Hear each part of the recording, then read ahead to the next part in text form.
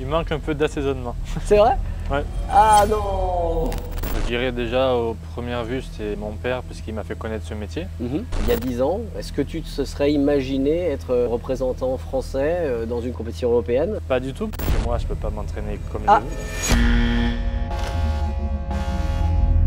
Bonjour et bienvenue à Sans Filtre, le talk show industriel qui dynamite l'image de l'industrie. Je suis Damien Ferréol et pour cette première édition, je reçois un invité de marque qui est déjà double champion de France en fraisage et qui va participer dans les prochains jours aux Euroskills en représentant la France. Il est aussi très présent sur les réseaux sociaux. J'ai le plaisir d'accueillir Loris Cubizol. Bonjour Damien. Bonjour Loris. Merci d'avoir répondu à ce premier événement. Tu vas essuyer les pots cassés, j'ai envie de dire. Ouais. Petit rappel justement sur ce format-là.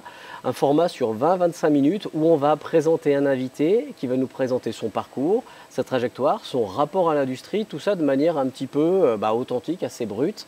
Et avec un petit jeu supplémentaire, le jeu du mot interdit, où nous allons définir un mot que je vais te donner, qui est le mot machine, qu'il sera interdit de dire. Mais pour moi aussi, c'est-à-dire que si je le dis, tu appuies sur le bouton et l'un de nous deux aura un gage s'il le dit. Ça te va? Oui, très bien. Parfait. Bon, Sans Filtre, le talk show qui dynamite l'industrie, c'est parti.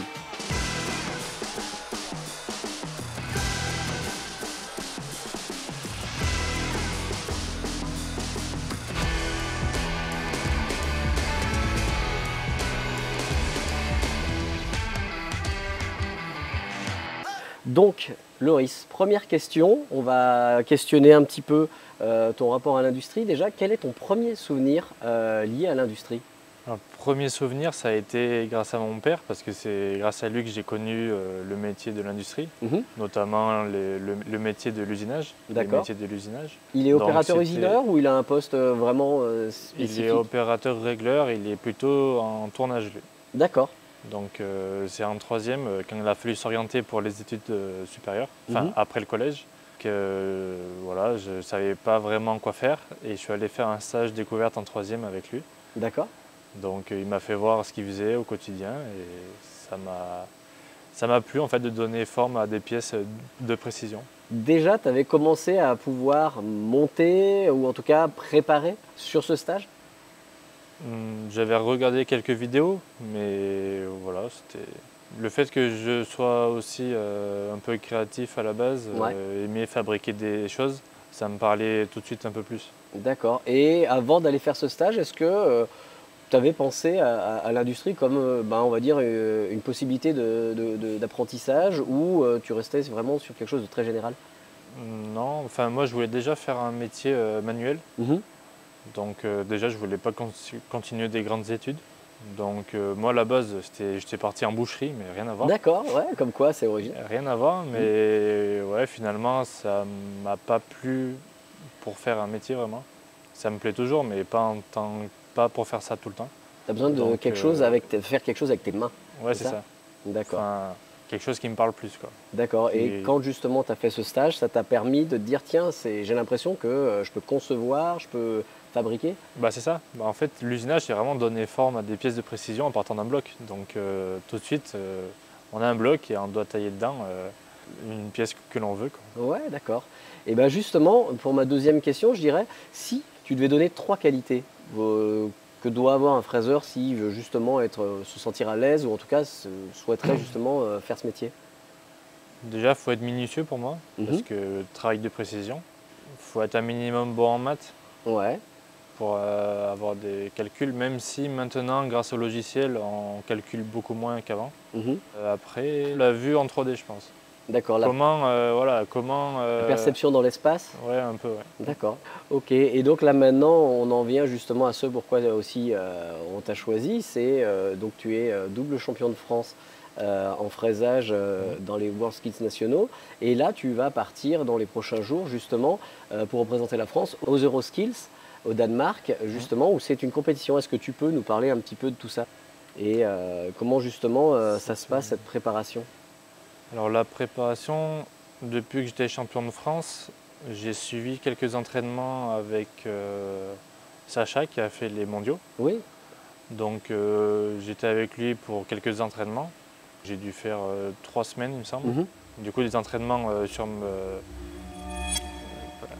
sur commande numérique. Ouais, bien évité. Bien évité.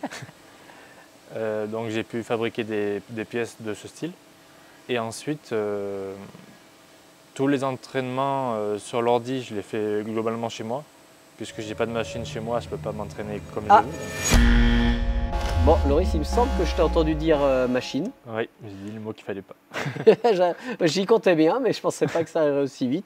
Bon, j'ai pour toi, j'allais dire une petite devinette, mais en fait 3, puisque, regarde, hop, j'ai sur la tablette, on a préparé, puisqu'on a préparé un peu l'émission, j'ai 3 éléments floutés et tu vas devoir me dire si tu reconnais ces éléments-là qui sont bien sûr liés à ton métier. Okay. Alors, on va commencer par le plus simple.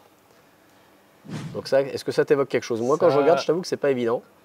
Moi, je dirais que c'est une machine de fraisage et c'est une As. Presque celle qu'on avait lors de la compétition nationale. Ah ouais, donc finalement, on a plutôt bien pioché. Hop, vérification. Ah non, c'est un peu plus gros. C'est le modèle un peu plus grand. D'accord, bon, n'empêche que tu avais déjà, et la marque, et tu avais quand même reconnu, donc ça marche plutôt bien. Alors là, un peu différent, hop, qu'est-ce que tu vois ici? Ah, ça, c'est les bidons d'huile pour le lubrifiant. Ouais, que tu utilises, j'imagine, oui, toujours oui, bah, c'est du lubrifiant après. Ouais, d'accord, et donc c'est… Ça, c'est Blazer, il me semble. Ouais, bien vu, c'est bon, puisque, hop, tu l'avais directement. Et le dernier, alors là, pas forcément évident, ça t'évoque quoi? Alors là, ça va être des outils, je pense. Ouais. Mais pas ce que j'utilise pour le concours, je pense. Ça va être peut-être des… Ah, on n'a pas forcément pris tous les trucs du concours. Ouais, hein. Je te montre la réponse? Ouais, je pense peut-être des fraises à surfacer.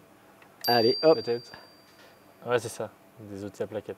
Bon, okay. donc on peut dire, on peut dire quand même que là, il était plus compliqué. Celui-ci était un peu plus… Bon, après, en même temps, c'est pas évident. Bon, en tout cas, tu t'es plutôt bien débrouillé. Et du coup, bah écoute, on peut poursuivre l'interview. Merci. Et puis, bah allez, c'est reparti. Allez. Hop. Donc, il y a 10 ans, est-ce que tu te serais imaginé être représentant français dans une compétition? Bah, tu as fait aussi les mondiaux. Et maintenant… la compétition européenne, tu aurais vu un parcours comme celui-là? Pas du tout, parce que quand on m'a parlé des WorldSkills, c'était pendant mon bac. Et on m'avait dit, si tu gagnes, tu pourras aller à Shanghai. Ah ouais?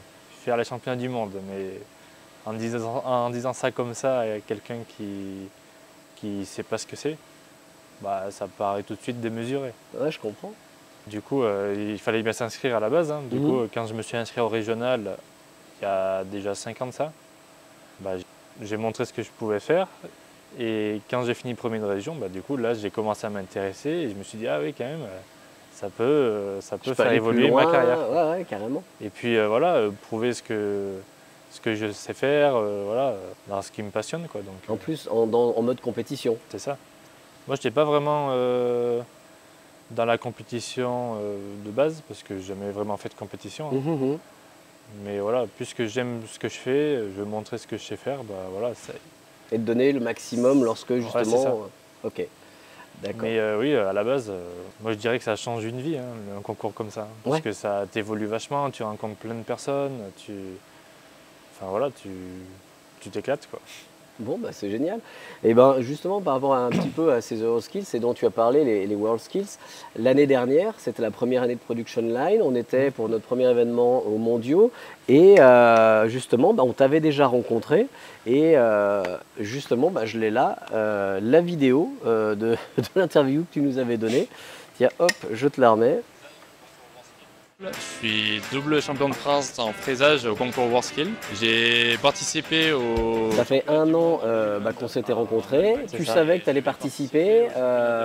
Est-ce que là, maintenant, à quelques jours du concours, tu te sens prêt? Oui, parce que la semaine passée, j'étais en Allemagne pour ma dernière semaine d'entraînement. Donc, je n'étais pas totalement en condition, mais ça m'a permis de voir les dernières petites choses qui manquaient. Ouais. Donc, la pression monte? Oui, un peu. Très bon. Le but, c'est de ne pas d'être occulté, enfin de ne pas pouvoir être capable pas être déstabilisé par le stress ou tout ça. Ouais. Bon, après, tu en as fait plusieurs, des compétitions maintenant. Oui, mais bon. Tu es habitué à chacune ou le stress vient à chaque fois, à chaque compétition? Il revient un petit peu, mais c'est un stress qui est positif parce qu'il t'aide à te dépasser? Bah, c'est plutôt quand je vois la pièce où,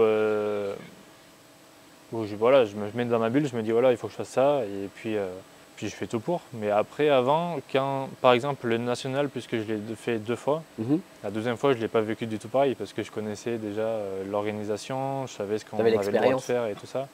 Bah, c'est ça, donc même si les pièces étaient tout aussi techniques, hein, mais je ne l'ai pas vécu pareil. C'est un environnement que tu connaissais déjà un peu plus, il y avait déjà la surprise en moins. Ouais, c'est ça. D'accord. Bon, bah, en tout cas, aux Euroskills, c'est ta première participation, mais ouais, c'est ça. Il y aura à mon avis un petit peu de stress, mais malgré tout, finalement, tu sais le gérer maintenant. Oui, je pense. C'est la maturité. Après, voilà, il faut profiter et donner tout ce qu'on peut, quoi. Ouais. Donc, voilà. En tout cas, on te souhaite le meilleur, que ce soit pour toi et puis pour notre émission. Moi, comme ça, si on a un champion d'Europe, ça pourrait être sympa. On verra. Bon, bah, super. Maintenant, si on en vient sur la partie du territoire, donc c'est un peu le régional de l'État, puisque bon, bah, là, on est au cœur de l'Auvergne, à Clermont-Ferrand, on est au hall 32, et donc tu es vraiment du coin. Il y a un sujet dont on parle beaucoup plus, c'est les territoires d'industrie, c'est-à-dire des zones vraiment spécifiques avec, on va dire, des savoir-faire, des technologies et un patrimoine par rapport à ça. Est-ce que tu trouves que l'Auvergne dispose vraiment de ressources au niveau industriel? Tu veux que je repasse? Non, mais ressources industrielles, c'est difficile à dire parce que chaque région a un peu ses spécialités. Dans le milieu de l'industrie, notamment de l'usinage. Ouais. Par exemple, si on se rapproche de la Suisse, il y a beaucoup d'horlogerie. On se rapproche la vallée de l'Arve, sur le décolletage. Il y a des côtés, il y a des régions qui sont plutôt spécialisées dans un domaine. Après, de l'usinage, il y en a vraiment partout en France, je pense. Ne serait-ce des petites entreprises, des écoles et tout ça, parce que l'usinage, c'est un peu les métiers de base de l'industrie. Générique, ouais, d'accord. Et là, toute justement, machine ne peut pas fonctionner sans usinage. Ah bah, c'est un peu le cœur du métier. Globalement. D'accord, bah, c'est vrai. Et pour cette deuxième question, on va avoir un petit twist du coup, puisque je m'étais proposé dans ce talk show que je prépare un plat typique de la région dont l'invité se trouve. Et donc là justement, le Puy-de-Dôme, donc je me suis permis de faire une truffade. Et hier soir, j'ai travaillé. Donc l'idée, c'est que en même temps que je te pose cette deuxième question, tu dégustes le bruit et tu puisses la noter de 1 à 10 et que tu me dises si finalement je fais mieux de rester sur ma chaise ou si je peux entamer directement peut-être un nouveau métier de bouche. Ouais, c'est ça, ça marche. Donc il y a une odeur, c'est génial. Donc Chloé va t'apporter cette truffade et en même temps que tu vas pouvoir la déguster et me dire si finalement j'ai réussi le pari. Je te pose cette question justement sur ce lieu où nous sommes, le hall 32, qui est un haut lieu, on va dire industriel en Auvergne et qui pour toi évoque un souvenir un peu particulier. Lequel? Oui, parce que j'ai été apprenti en BTS conception de produits industriels ici. Donc voilà, j'ai passé 2 ans dans ces locaux. C'est un peu maintenant que tu as démarré, on va dire que tu t'es lancé un petit peu dans la suite de ta formation. Oui, ça. En fait, j'ai pas fait justement de BTS en usinage, par contre. Du coup, c'est là où ça change un peu. Parce que je faisais de l'usinage au WorldSkills. Et en fait, voilà, je voulais apprendre à concevoir les plans pour les usineurs. D'accord. Comment les plans sont conçus et tout ça. Donc voilà, j'ai fait mon BTS conception de produits industriels ici. D'accord. Et écoute, j'ai envie de dire, vas-y, maintenant je joue ma crédibilité. Ça sent bien le fromage en tous les cas. C'est bon. Déjà ça.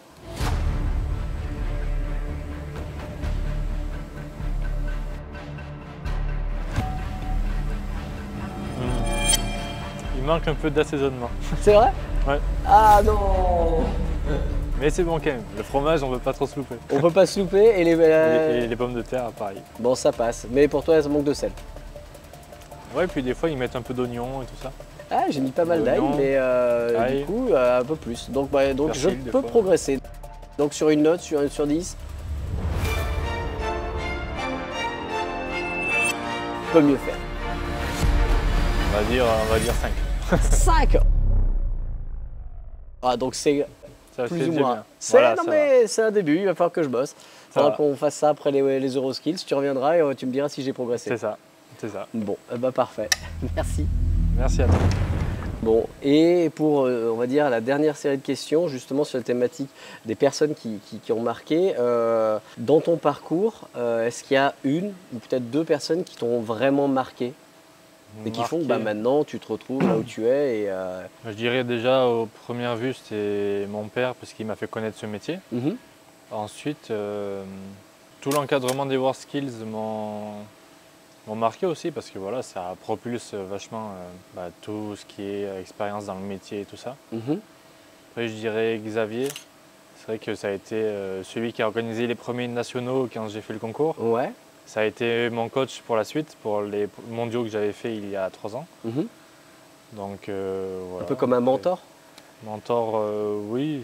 Enfin, pas vraiment, un mais coach en tout cas, quelqu'un voilà, un qui... coach, quelqu'un, voilà, au tout début, moi qui ne connaissais pas, je me suis dit, ah, c'est lui qui organise tout, c'est lui qui a de l'expérience, tout ça, donc ça m'a, enfin voilà, c'est, Et s'il a maintenant, ou en tout cas s'il regarde justement l'émission, et je pense qu'il le fera puisqu'on le connaît bien, oui, bah oui. alors qu'est-ce que tu aurais à lui dire? Bah, merci d'avoir été patient avec moi, Ouais. parce que c'est vrai que je posais beaucoup de questions. Voilà, je m'intéressais, je pose beaucoup de questions, donc puis de m'avoir accompagné, tout ça, quoi. Il a toujours été présent pour justement pour te mettre dans les meilleures conditions. Bah oui, oui, du moins, il a essayé de faire au mieux qu'il pouvait, je pense. Mhm. Mais voilà, il m'a vraiment accompagné du coup pour le mondial. Ouais. Et là, pour l'Europe, du coup, c'est Agnès qui me suit, ma coach. Mhm. Donc voilà, Non, c'est après, tu encore une super pourras... aventure, quoi. Mhm. D'accord. Bon, Donc bah, voilà. Et donc du coup, moi j'ai une dernière question qui n'a plus de rapport forcément. J'ai Ouais. parlé au départ dans l'introduction que en même temps tu avais aussi créé, on va dire, ton compte sur les réseaux sociaux, French of CNC si je ne me trompe pas, Ouais. et que tu développais justement pour montrer un petit peu ton métier. Ça t'est venu comment cette idée? Vraiment montrer, vulgariser le métier, ce qu'on est capable de faire et tout ça grâce au métier de l'usinage. Bien sûr, j'essaye de montrer tous mes entraînements. Mhm. C'est vrai que tout de suite, quand on a une pièce qui ressemble à une moto ou quelque chose comme ça, c'est tout de suite plus parlant. Ouais. En termes de technique, c'est peut-être pas forcément ce qu'il y a de mieux, mais pour ceux qui ne connaissent pas, bah voilà, ils peuvent se dire, voilà, je peux faire quelque chose qui ressemble à quelque chose qui nous parle un peu mieux. Mais voilà, montrer de la façon qu'on peut le faire, tout en restant simple, en montrant un peu tout le déroulé de la fabrication. D'accord, donc tu leur présentes vraiment un petit peu l'envers du décor, en fait, de comment ta préparation et en même temps aussi tout ce qui fait les Ouais, c'est ça, spécificités c'est ça, du métier de fraiseur. c'est ça. La préparation, est-ce que je suis capable de faire comme pièce en entraînement. Après, D'accord. ça reste vraiment spécialisé pour le concours. Mhm. Dans l'industrie en général, on ne fait pas forcément de pièces comme ça. Ouais. On peut en faire, mais ça reste assez rare. Mais voilà, le principe est le même, hein, de toute façon. D'accord. Et donc, Voilà. si tu devais nous donner un conseil sur Production Line, puisque Conseil. autant on arrive à se développer sur LinkedIn, autant sur Instagram et TikTok, ça demande vraiment à avoir quelque chose de spécifique. Il y aurait un conseil spécifique pour essayer de booster un peu tout ça? Je sais, c'est difficile à dire. Moi, ça m'a mis beaucoup de temps. J'ai pris beaucoup de temps Ouais. avant de comprendre un peu comment ça fonctionnait, mais Le vraiment travail, la tout le récurrence? déroulé. Oui, peut-être. Bon, après, je suis pas régulier non plus tout le temps, mais Mhm. bon, ça touche pas des fois forcément le même public. Donc, D'accord. Et les posts c'est vrai qu'il y a les des plus... fois, grâce à ce que je fais, de ce que je montre, tout ça, il y en a beaucoup des fois qui me posent des questions. Quelle étude tu as fait pour faire ça? Est-ce que Enfin voilà, des personnes qui cherchent des apprentissages, des patrons pour son apprentissage, Mhm. enfin voilà, des étudiants, des jeunes. Mais il y a aussi des fois des professionnels qui me demandent, voilà, ça, comment tu l'as fait? Enfin voilà, il y a un peu la vie de tout le monde. Il y a Donc, des aspects un peu techniques des oui, fois voilà, c'est aussi, ça. ouais. Et tu disais c'était très mondial en fait, il y a pas mal de... Oui, C'était voilà, pas... c'est des personnes aussi, peut-être grâce à WorldSkills, des Mhm. personnes, des concurrents d'autres pays ou tout ça, quoi. Mais oui, ça touche un peu tous les pays, pas forcément la France, du moins sur TikTok. D'accord, ok. Donc bon.